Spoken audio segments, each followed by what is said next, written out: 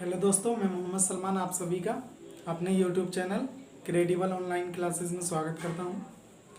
देखिए, आज का जो टॉपिक रहने वाला है वो है एलसीएम, यानी कि लोएस्ट कॉमन मल्टीपल, यानी कि लेसे या लघुत्तम समापवर्ती।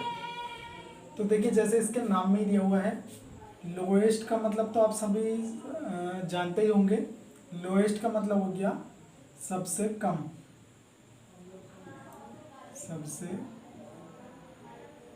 कम। कॉमन का मतलब पता चल गया होगा, उभय।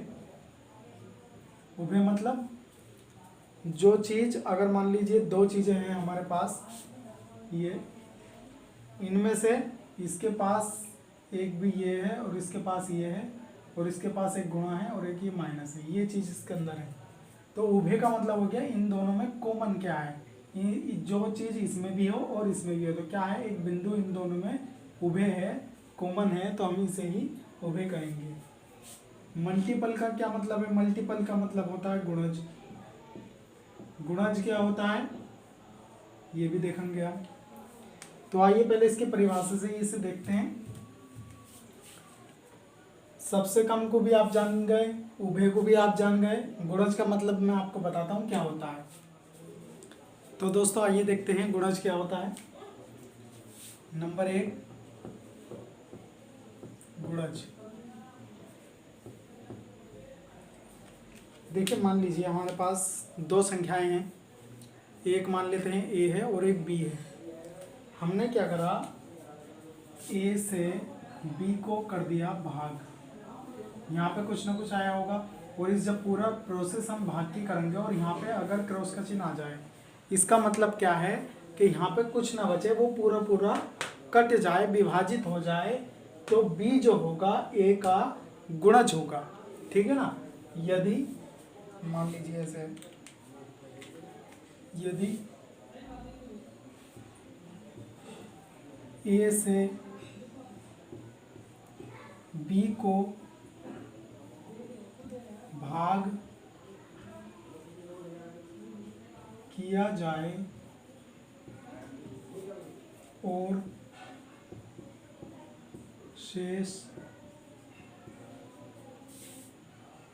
0 आए तो बी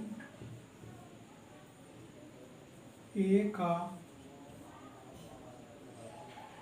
गुणज होगा। ठीक है ना। इस बी को देखो, मैं अलग लिख देता हूँ, क्या है इसमें गुणज, कभी कंफ्यूज हो जाओ। ये जो बी होगा ये ए का गुणज होगा। ठीक है ना। हमने देखो करके भी देखा। अब एक एग्जाम्पल ले लेते हैं, क्या होगा। एग्जाम्पल लेते हैं इसका।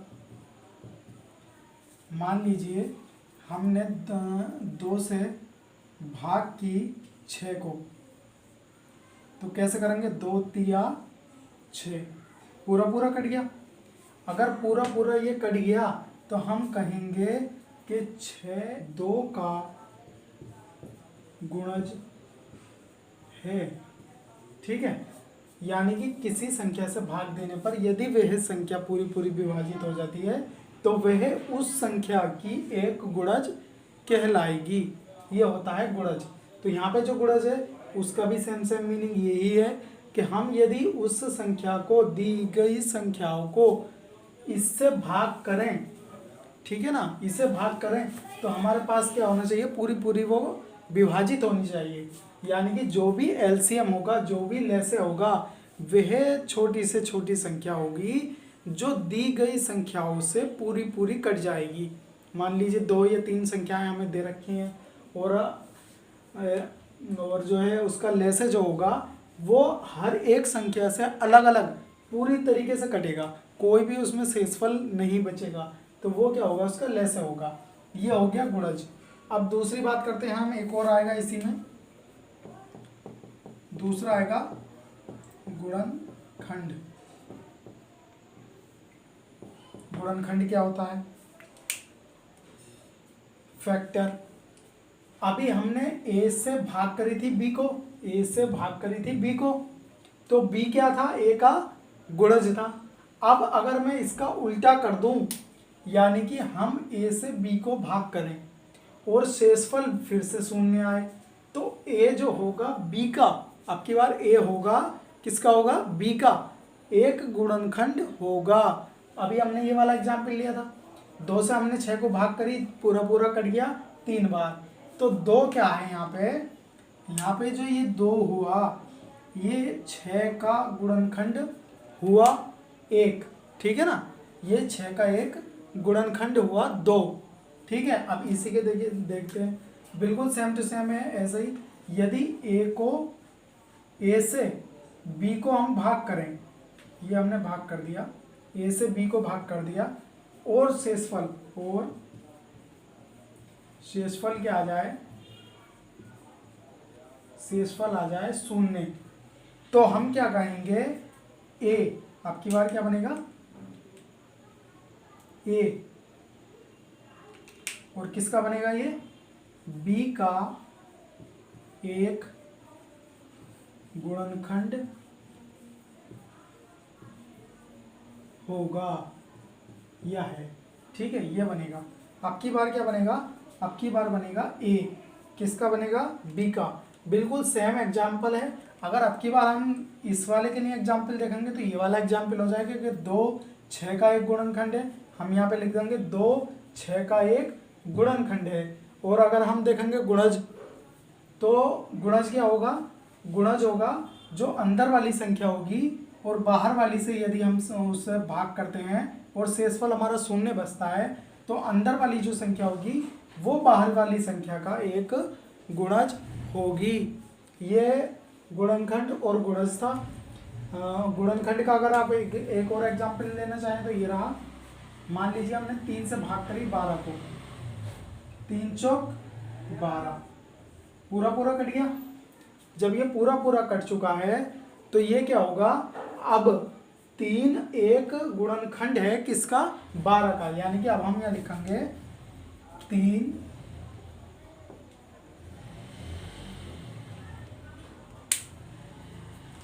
12 का एक गुणनखंड है, ठीक है, ये हो जाएगा। तो मुझे उम्मीद है कि आपको गुणज और गुणनखंड का पता चल चुका होगा, तो ये क्लियर हो चुका है। तो दोस्तों अभी हमने गुणज और गुणनखंड के बारे में जाना। गुणज यानी मल्टीपल और गुणनखंड यानी फैक्टर। तो एक और एग्जाम्पल ले लेते हैं। देखिए मान लीजिए हमने भाग करी 3 से, 3 एकम 3 बचा 1, उतारा लिया 8 का, 3 छंग 18, पूरा पूरा कट चुका है। तो यहाँ जो 3 होगा, 3 है गुणनखंड है किसका, 48 का, और 48 गुणज है किसका, 3 का, ठीक है ना। ये जो हुआ, ये हुआ हमारा गुणनखंड यानी कि फैक्टर, और ये जो हुआ हमारा, ये हुआ हमारा गुणज यानी कि मल्टीपल, ठीक है। तो ये मुझे लगता है कि आपको पूरी तरह समझ में आ गया होगा। इसी से अब आगे बढ़ते हैं। अब देखिए कुछ एलसीएम निकालने के लिए कुछ पॉइंट और होते हैं। नंबर 1 पॉइंट होता है हमारे पास अभाज्य संख्याएं। अब आप सोच रहे होंगे कि मैं एलसीएम में अभाज्य संख्याएं क्यों पढ़ा रहा हूँ।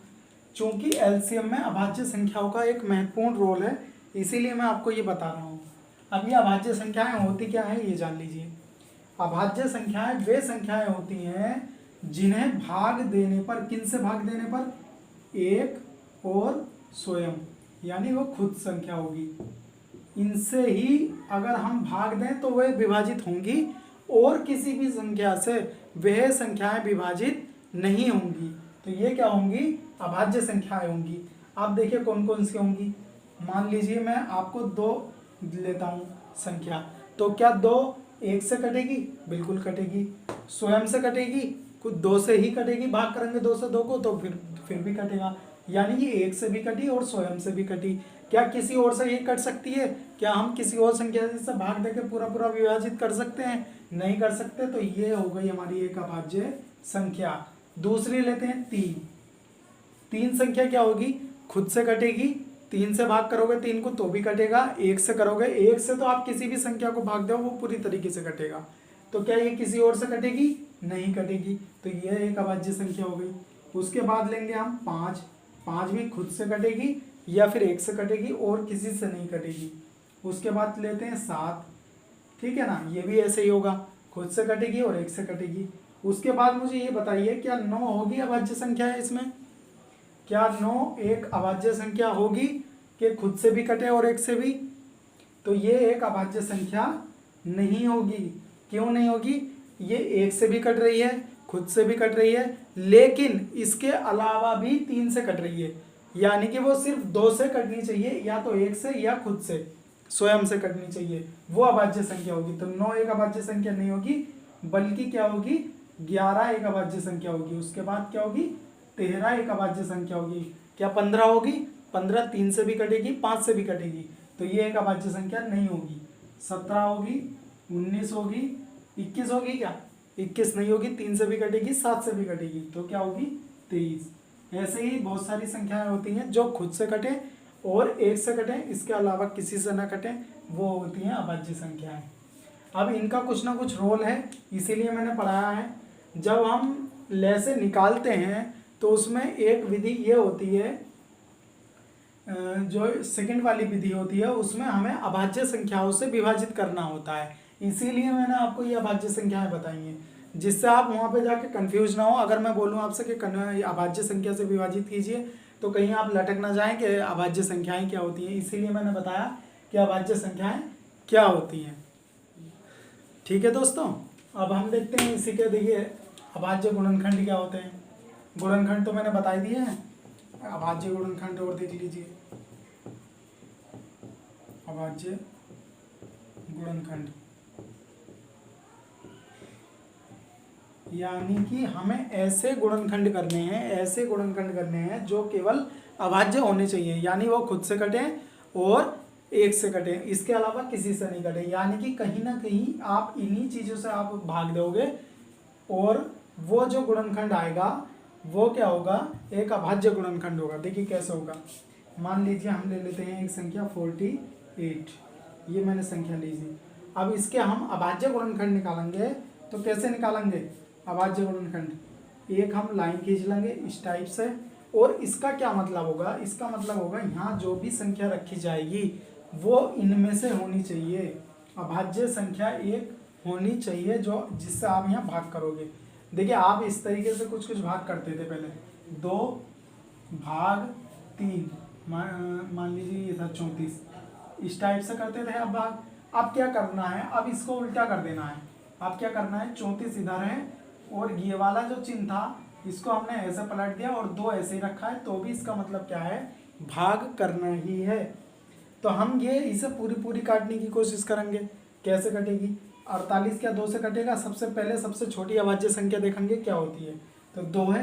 क्या ये 48 2 से कटेगा, तो बिल्कुल कटेगा, 2 से भाग देंगे। 2 से कटने का मतलब होता है भाग देना किसी भी संख्या को, तो हम 2 से भाग देंगे 48 को, तो कितनी बार कटेगा, 2 दूनी 4, 2 चौक 8। अब फिर से हम देखेंगे क्या, फिर से ये 2 से जा रहा है नहीं जा रहा है, तो 2 से देखेंगे, फिर से 2 से बिल्कुल जा रहा है, 2 ही कम 2, 2 दूनी 4। अगर आपसे डायरेक्ट नहीं हो रहा तो आप कोने में को भाग करके भी देख सकते हैं कि 2 से मैं 24 को भाग करूंगा तो क्या आएगा, 2 ही कम यहाँ लगाया, 2 ही कम 2 और फिर 4 उतार लिया, 2 दूनी 4, जो आ गया वो नीचे वाली लाइन पे फिर से लिख दो। क्या 12 2 से कटेगा, बिल्कुल कटेगा, 2 से 2 छंग 12, फिर 2 से काट दो, 2 तिया 6। क्या 3 2 से कटेगा, नहीं कटेगा। अगली अभाज्य संख्या उठाएंगे, क्या उठाएंगे 3, तो हम यहाँ काट देंगे 3 से।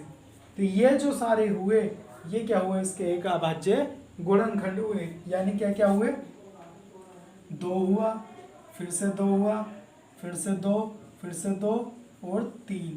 यानी कि अब हम इन्हें रिपीट तो करेंगे नहीं, मेनली क्या निकालेंगे निष्कर्ष कि ये सारे 2 ही तो हैं, 2 ही है ना, यानी इसके अभाज्य गुणनखंड क्या हुए, 2 और 3 हुए मुख्य रूप से जो हुए। लेकिन अब हम इनमें से और बना सकते हैं, कैसे बना सकते हैं, 2 की गुणा 2 में कर लें, 4 हो गया, वो भी इसका गुणनखंड होगा, लेकिन अभाज्य गुणनखंड नहीं होगा, केवल क्या होगा, गुणनखंड होगा। और हमें क्या ज्ञात करने हैं, अभाज्य गुणनखंड।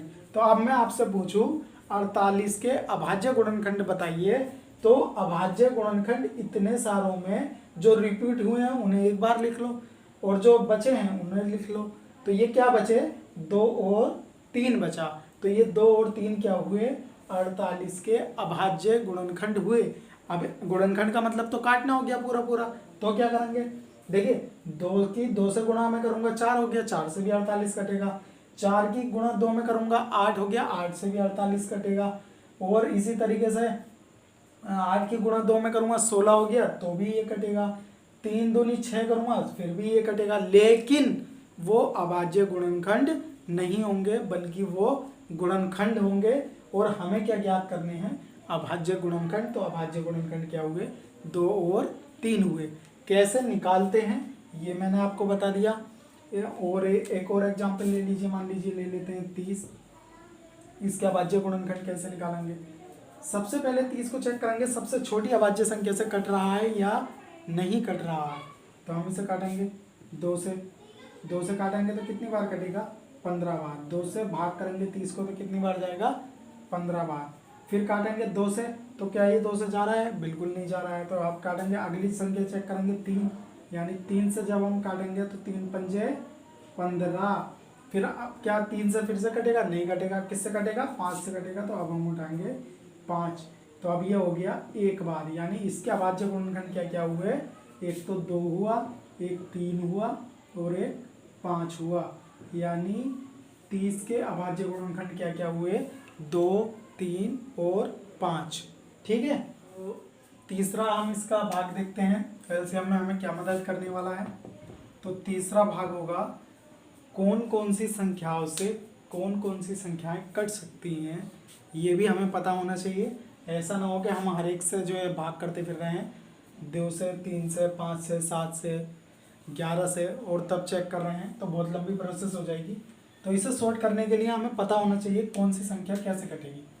देखिए कोई भी संख्या 2 से, नंबर 1 बनेगी, 2 से कटेगी या नहीं कटेगी, इसका कैसे पता चलेगा।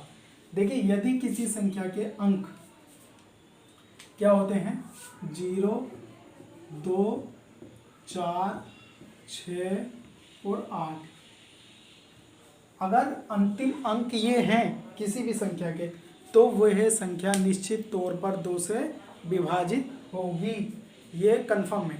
मान लीजिए मैं एक संख्या लिखता हूँ आपके सामने 4298। अब मैं आपसे पूछूं क्या ये 2 से कटेगी या नहीं कटेगी, या मान लीजिए ये कंडीशन, मान लीजिए हम इसका एलसीएम निकाल रहे हैं और हमने ये अभाज्य गुणनखंड निकाल रहे हैं, तो हमें मार्क पता करना है कि ये 2 से कटेगी नहीं कटेगी। तो कैसे पता करेंगे, हम केवल इसका क्या करेंगे, अंतिम वाला अंक, अंतिम अंक क्या है, अंतिम अंक कौन सा भैया, यह है 8। तो क्या 8 इन वाली अंकों में है, 0, 2, 4, 6, 8 में से एक है, तो बिल्कुल है। तो ये संख्या किससे कटेगी, 2 से निश्चित तौर पर कटेगी। ये हो गया। दूसरा नियम देखते हैं हम। दूसरा नियम आता है 3 से काटने के लिए।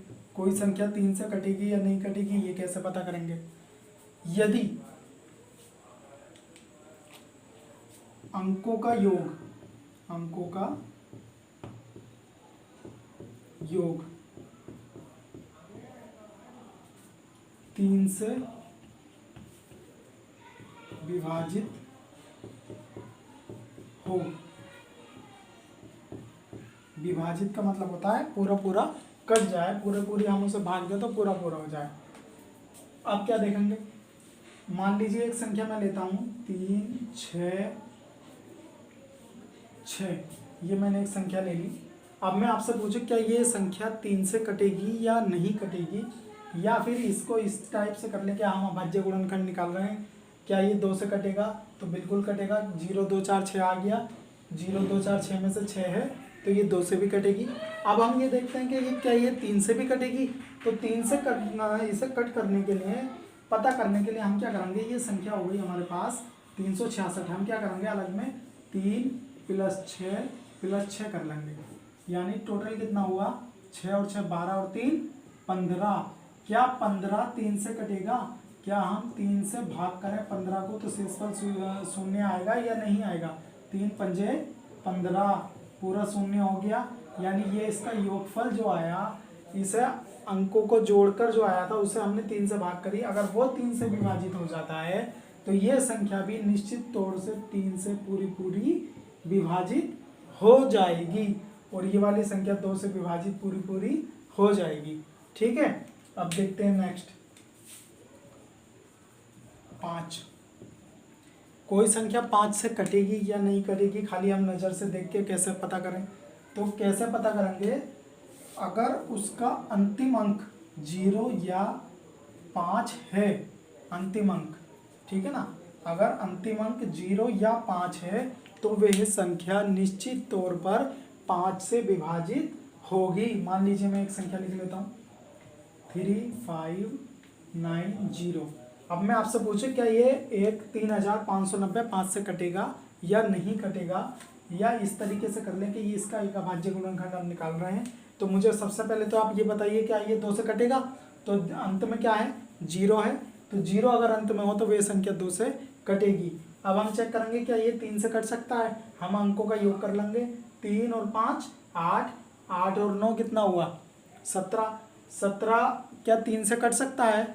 नहीं कट सकता, तो ये 3 से नहीं कटेगी। अब हम चेक कर रहे हैं क्या ये 5 से कट सकता है? तो अंतिम अंक हमें देखना है, अंतिम अंक जो है क्या है?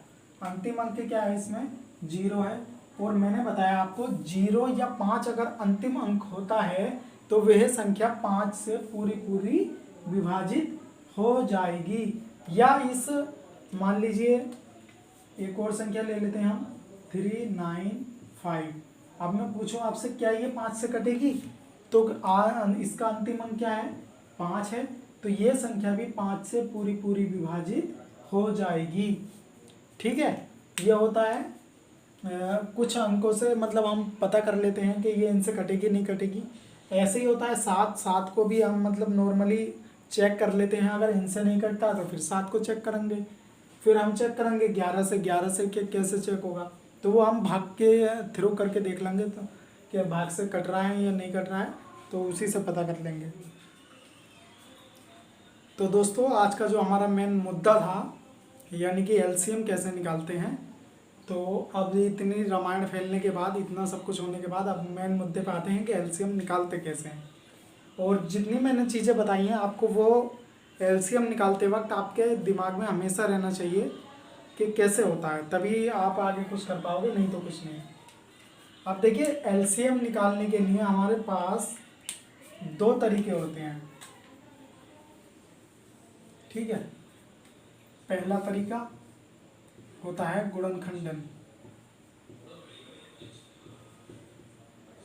ठीक है, इस गुणनखंडन विधि से निकालेंगे। एक हमारे पास दूसरा तरीका होता है जो नॉर्मली ज़्यादातर हम निकालते हैं, वो इसी विधि से निकालते हैं, तो इसी को आपको ज़्यादा गौर देना है। गुणनखंड विधि बेसिक होती है, इसीलिए मैं आपको बता रहा हूँ कैसे निकालेंगे। देखिए मान लीजिए क्वेश्चन नंबर 1 आता है आपके पास के 15 और 25 का लेसे या एलसीएम बताओ। ठीक है, सेम क्वेश्चन इधर है 15 और 25 का लेसे बताओ। ठीक है, ये हमने 2 सवाल लिख लिए हैं, अब इनको हम देखिए सॉल्व करते हैं। पहला वाला है, हम इन्हें अलग लिखेंगे 15 और 25। हम क्या करेंगे, इस 15 के गुणनखंड करेंगे। किससे कटेगा? 2 से कटेगा? नहीं कटेगा, 3 से कटेगा। 3 पंजे 15, फिर किससे कटेगा? 5 से, यानी इसके गुणनखंड हुए हमारे पास 3 को और 5। ठीक है, इसी तरीके से हम निकालेंगे 25 के। 25 के गुणनखंड निकाल लीजिए, यहाँ से ये अलग है। 25 के निकालेंगे, 5 से काटेंगे सबसे पहले, अंत में 5 है, 3 से नहीं कटेगा, 5 और 2 7 ही हो गए, 2 से भी नहीं कटेगा, अंत में 0 2 4 6 8 नहीं है। 5 पंजे 25, और फिर 5 से काटेंगे एक बार, यानी कि आ गया 5 और 5। अब हमें क्या करना है, इसमें हमें ये करना है इनमें कॉमन एक जोड़ा बनाना है। कॉमन है ना, कॉमन का मतलब यहीं पे ही है, हमें पहले कॉमन निकाल लेना है इसमें से। तो क्या कॉमन है, देखिए मैं इसमें कॉमन आ रहा है एक, ये वाला 5 का जोड़ा बन जाएगा, बन गया ना, 5 इसमें भी है 5 इसमें भी है, तो हम इसका जोड़ा बन गया। अब क्या 3 है इसमें, नहीं है, क्या इसमें एक और 5 है, नहीं है, तो ये हमारा एक जोड़ा बन गया। अब हम क्या करेंगे, ले से निकालने के लिए, ले से जो सबसे पहले हमारे पास जोड़ा है उसमें से एक लिख लेंगे, दोनों 5 5 ही हैं तो कोई सा एक लिखेंगे, 5 लिख लिया। उसके बाद लगाएंगे गुणा का निशान, उसके बाद में ऊपर वालों पे चलेंगे, जो बिना जोड़ के रह गए हैं उन्हें उठाएंगे, कितना है 3, तो हमने लिख लिया 3। उसके बाद नीचे वाले के पास आएंगे, बिना जोड़े के जो बचा है उसे लिखेंगे 5, और इन सब की आपस में क्या कर लेंगे, गुणा कर लेंगे। अगर ज़्यादा कठिनाई आ रही है आप इसका जोड़े बना के गुणा कर लो, पहले इन दोनों की कर लो, 5 दिया 15, बचा कितना था हमारे पास, ये वाला 5, फिर से इन दोनों की करेंगे, 15 पंजे 75, तो इसका जो एलसीएम आया दोस्तों वो क्या आएगा, 75। ये हमारे होता है गुणनखंड विधि से एलसीएम ज्ञात करना। अब देखते हैं नॉर्मल तरीका जो होता है वो क्या होता है। उसमें हम क्या करते हैं दोस्तों, जो हमें याद करना है वो बेसिकली यही वाला होगा। इसमें क्या करेंगे हम, हमारे पास दो संख्याएं दी हुई हैं 15 और 25, यही दो संख्याएं दी हुई हैं, हमने इन्हें ऐसे ही लिख लिया कोमल लगा के, और हमने जैसे ये गुणनखंड के लिए निशान लगाते थे सेम टू सेम वैसे ही हमने एक निशान यहाँ पे लगा लिया। अब हम सबसे पहले ये कोशिश करेंगे अभाज्य संख्या कोई सी भी उठाकर कि ये 2 से कट रहे हैं या नहीं कट रहे हैं।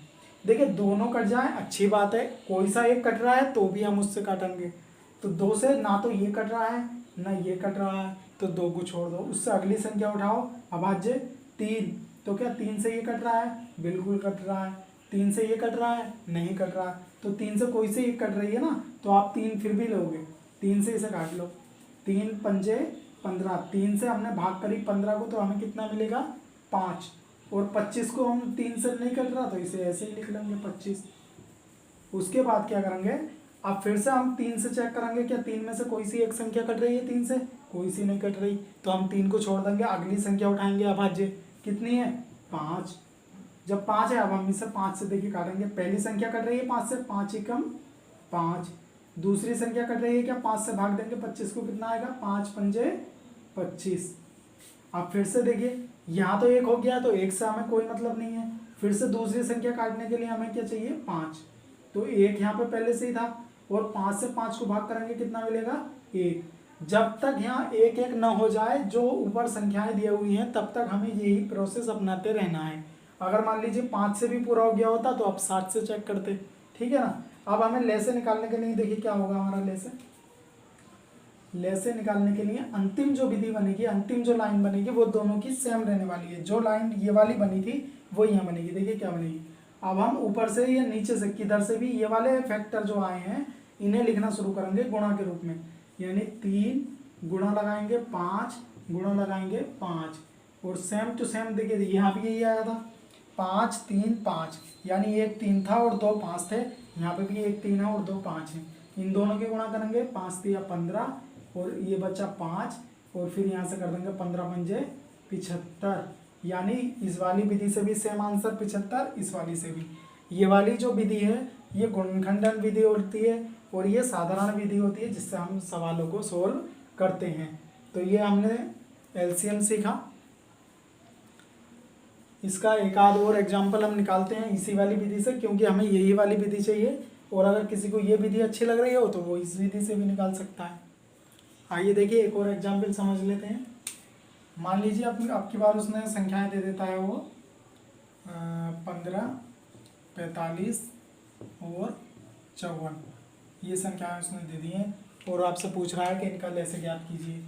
सेकंड वाले में भी यही मान लेते हैं 15 45 और 54, ये संख्याएं दी हुई हैं और इनसे आपसे कब पूछा है कि आप इनका लैसे ज्ञात कीजिए। तो पहली वाली विधि उठाएंगे, पहली वाली विधि में क्या करेंगे 15 लिखा बराबर का निशान, फिर से 45 लिखा बराबर का निशान और 54 लिख दिया बराबर का निशान। तो सबसे पहले 15 के गुणनखंड कर लेंगे, किससे काटेंगे 2 से, 2 से नहीं काटेगा 3 से काटेंगे, 3 पंजे 15, फिर 5 से काटेंगे 5 एकम 5, यानी इसके गुणनखंड क्या आ गए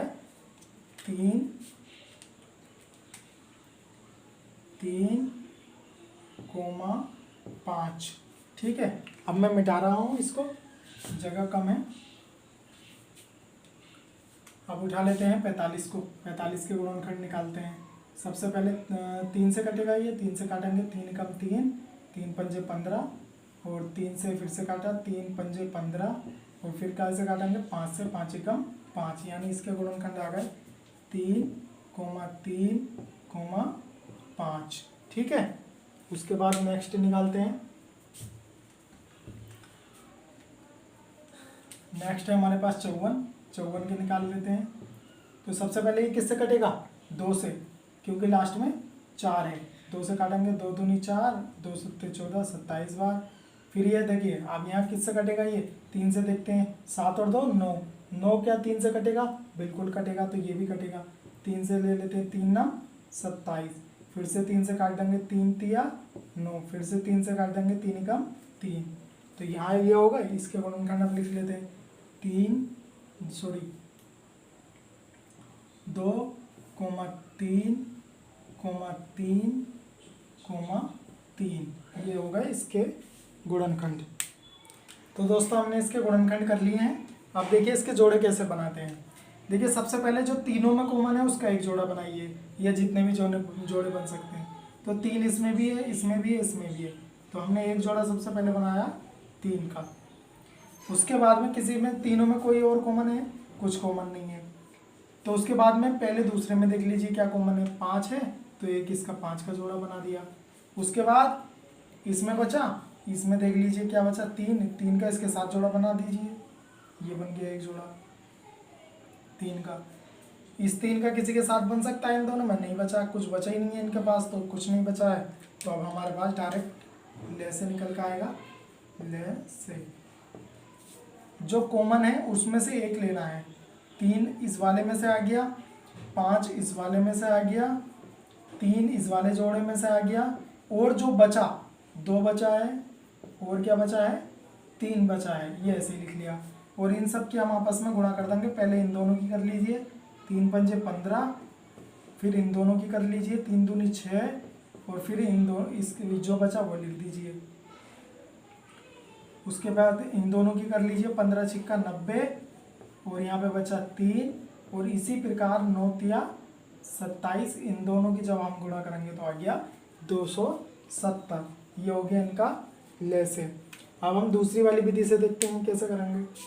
तो ये इससे करेंगे तो हमारे पास यही विधि होती है, ठीक है ना। भाग का निशान लगाया, सबसे पहले चेक करो आप 2 से कोई सी संख्या कट रही है क्या, तो 2 से ये वाली संख्या कट रही है, तो 2 से काटेंगे हम सबसे पहले।